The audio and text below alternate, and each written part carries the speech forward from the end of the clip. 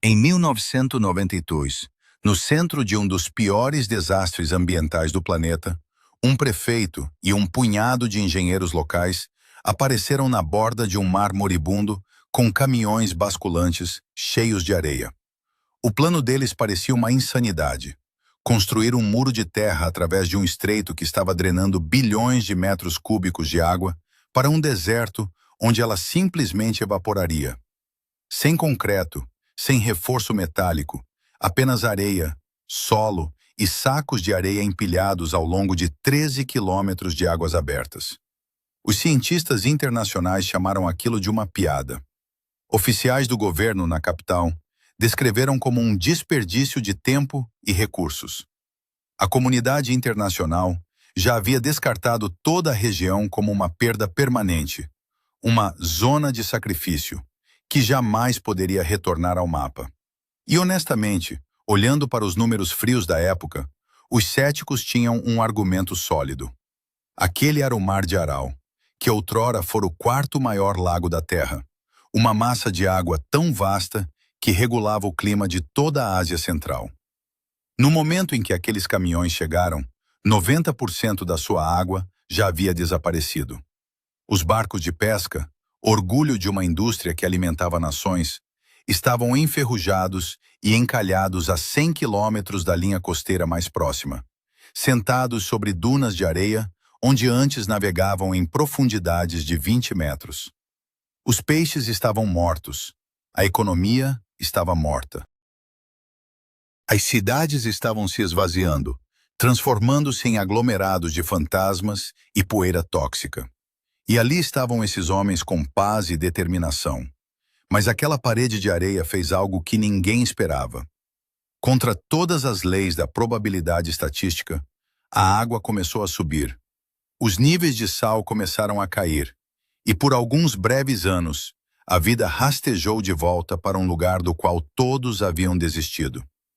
Então, em 1999, uma enchente de primavera destruiu toda a estrutura. A parede colapsou sob a pressão de bilhões de toneladas de água. 2 homens perderam a vida no desastre, e a água escoou de volta para o vazio do deserto em questão de dias. Isso deveria ter sido o fim da história, o prego final no caixão de um ecossistema. Mas não foi.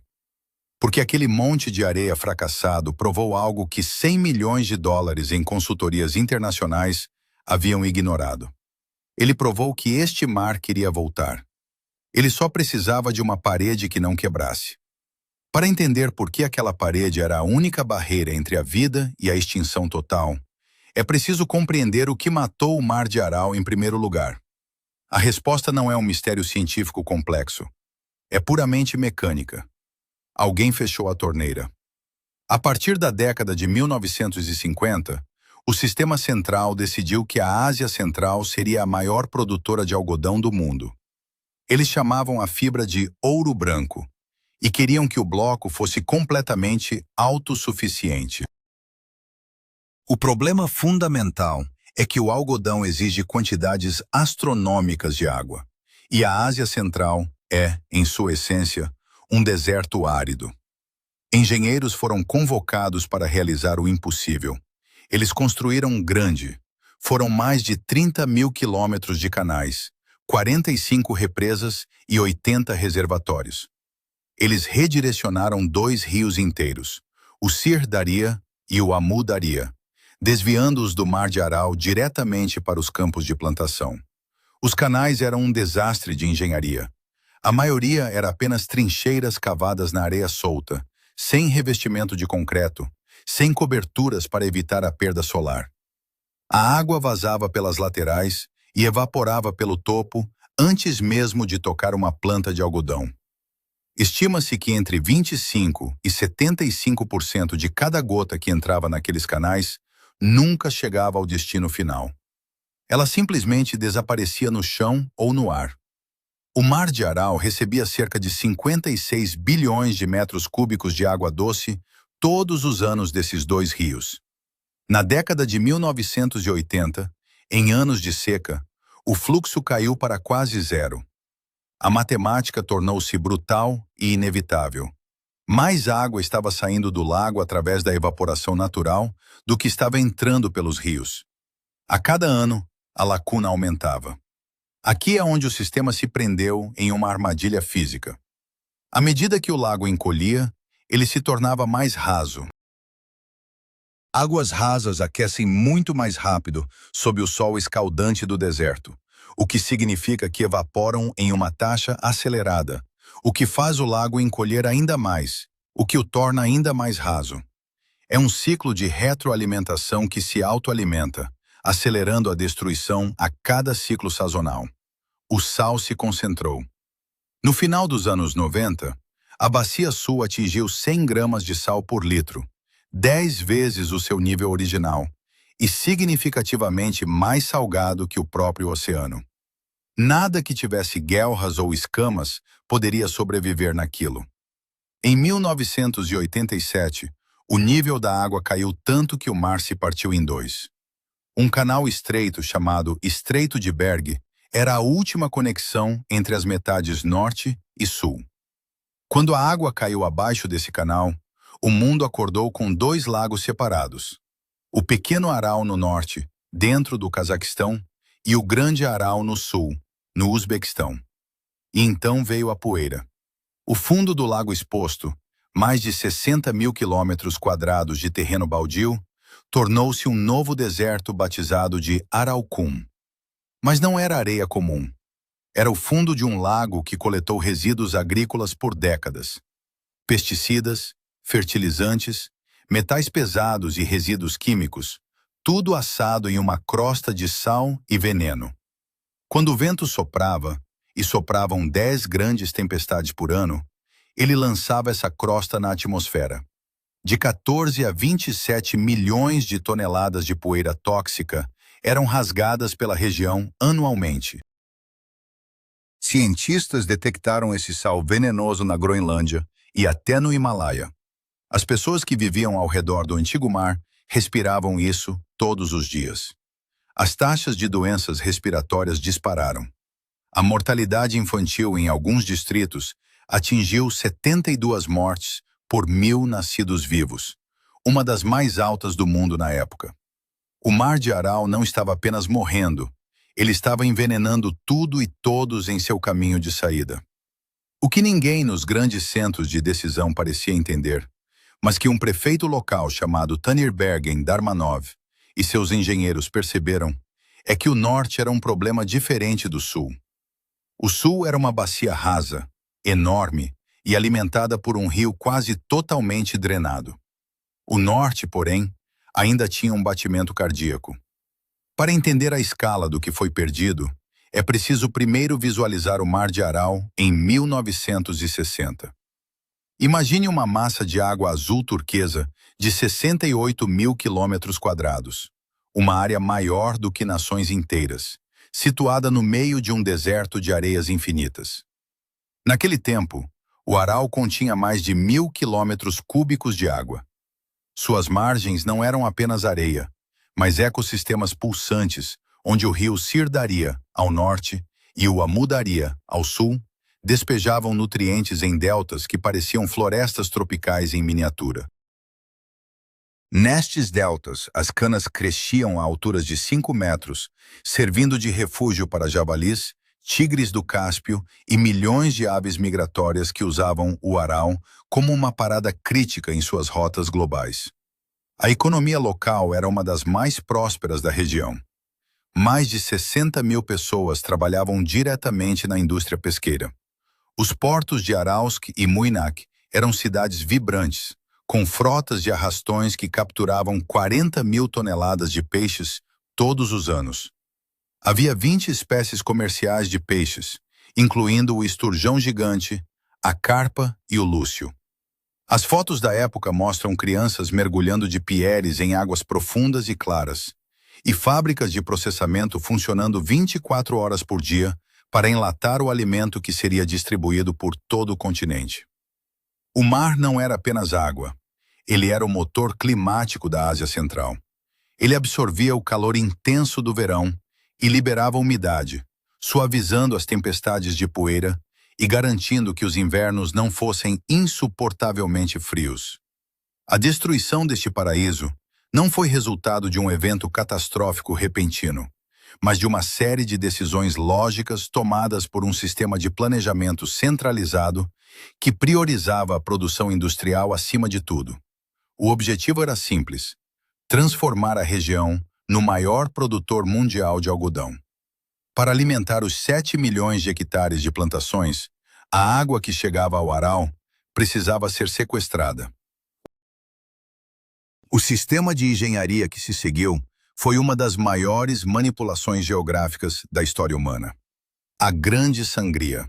Foram construídos 45 represas e reservatórios para domar os rios.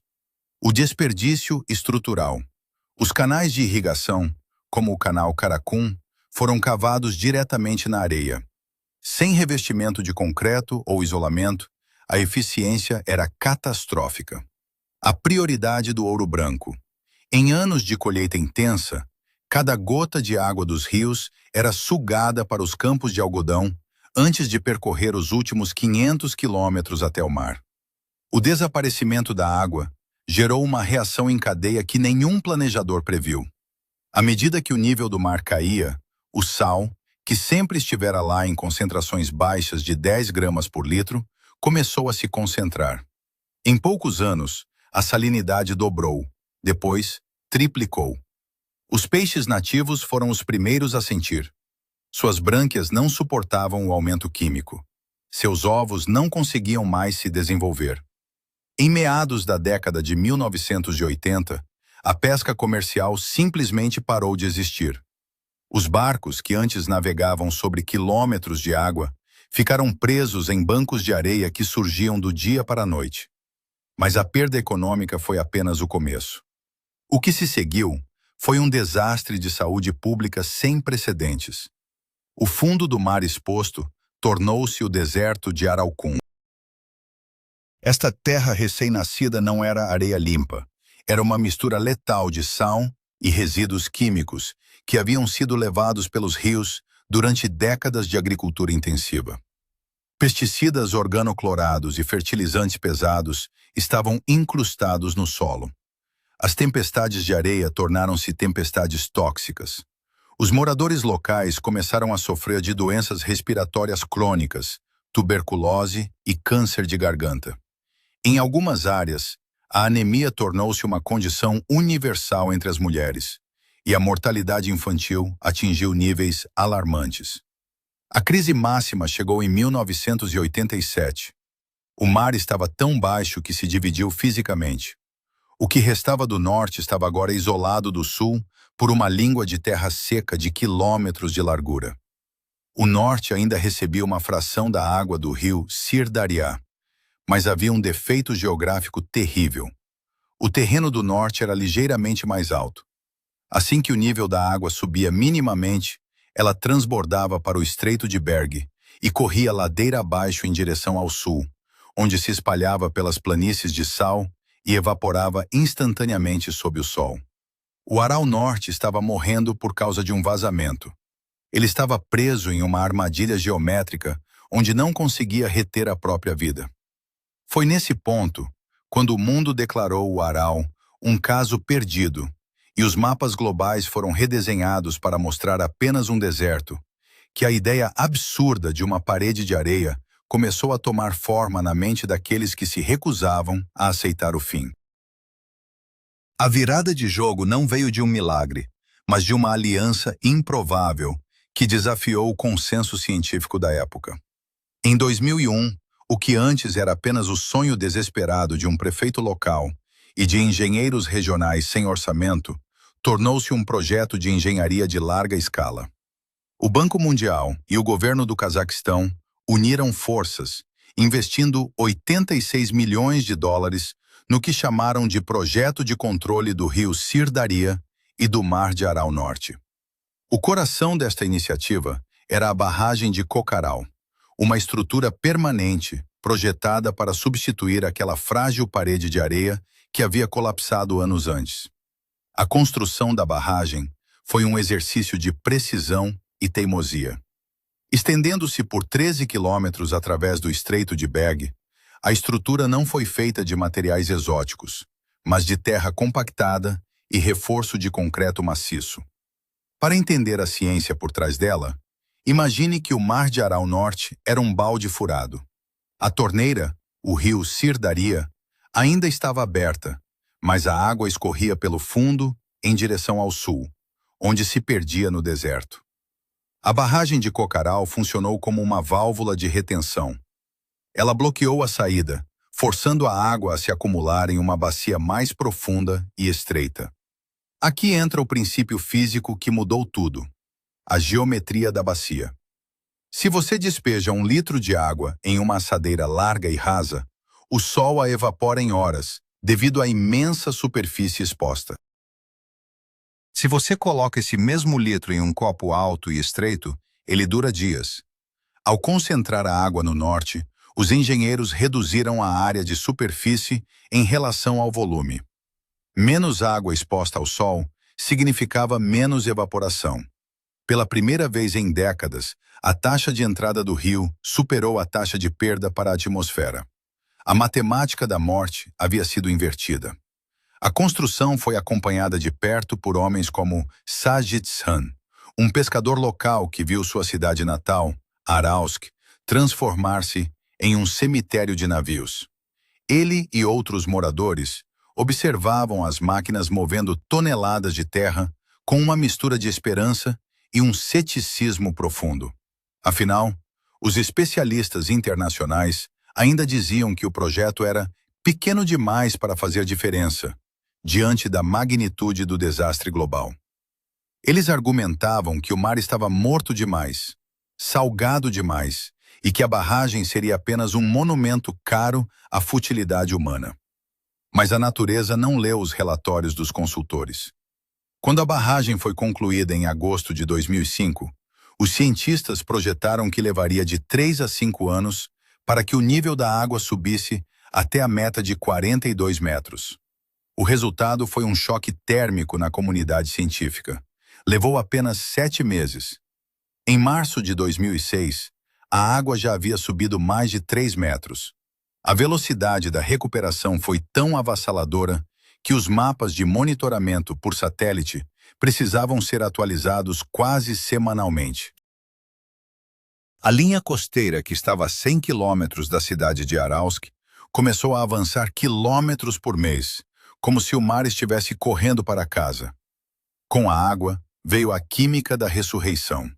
À medida que o fluxo do rio Sir Daria preenchia o reservatório, ele empurrava o sal acumulado para o sistema de vertedouros da barragem. Os engenheiros projetaram 9 comportas maciças, capazes de liberar 600 metros cúbicos de água por segundo. Durante as cheias da primavera, essas comportas eram abertas, permitindo que a água em excesso fluísse para o sul, levando consigo toneladas de sal. A salinidade, que estava em 30 gramas por litro, nível oceânico, despencou para 8 gramas por litro em menos de 3 anos. Esse número, 8 gramas por litro, é o segredo biológico de toda a história. Abaixo de 10 gramas por litro, acontece um fenômeno que os ecologistas chamam de limiar de desova.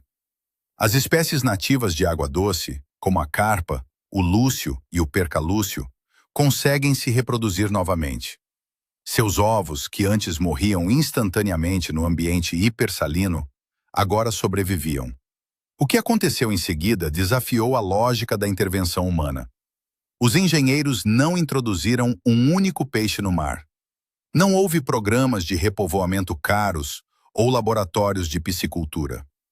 Assim que a química da água atingiu o ponto ideal, a vida simplesmente lembrou como existir. 22 espécies nativas, que haviam passado décadas escondidas em pequenos bolsões de água doce no delta do rio, migraram de volta para o mar aberto. Foi uma explosão biológica. A solha, uma espécie de peixe chato introduzida artificialmente porque suportava o sal extremo, começou a perder espaço para o retorno glorioso dos predadores nativos. A cadeia alimentar, que havia colapsado totalmente, reiniciou-se do zero, em uma velocidade que nenhum modelo computacional conseguiu prever. O cético honesto teve que se curvar aos dados. O argumento de que a natureza leva séculos para se curar foi derrubado pela observação direta. O Mar de Aral Norte provou que, se você remover o obstáculo físico e corrigir a mecânica do sistema, a vida não precisa de permissão ou de ajuda extra para retomar seu território. Ela está apenas esperando por uma brecha. A barragem não criou vida. Ela apenas forneceu o palco onde a física e a biologia puderam trabalhar juntas novamente. Os números contam a história de uma forma que os adjetivos não conseguem. Desde a conclusão da barragem, o nível da água no norte do Aral subiu 12 metros em relação ao seu ponto mais baixo. O volume total de água quase dobrou, saltando de 14 bilhões de metros cúbicos para mais de 27 bilhões. A salinidade despencou de 30 gramas por litro para uma média entre 8 e 10. Uma redução drástica de mais de 70% que redefiniu a química de toda a bacia. A superfície do mar expandiu-se em 800 quilômetros quadrados, o que significa que 800 quilômetros quadrados de deserto tóxico e salino estão agora, novamente, sob águas azuis. Mas o impacto mais profundo é sentido na vida das pessoas. A indústria pesqueira, que havia chegado ao zero absoluto, agora registra capturas anuais superiores a 8.000 toneladas. Onde antes não havia nada além de areia, hoje operam 12 plantas de processamento de peixe.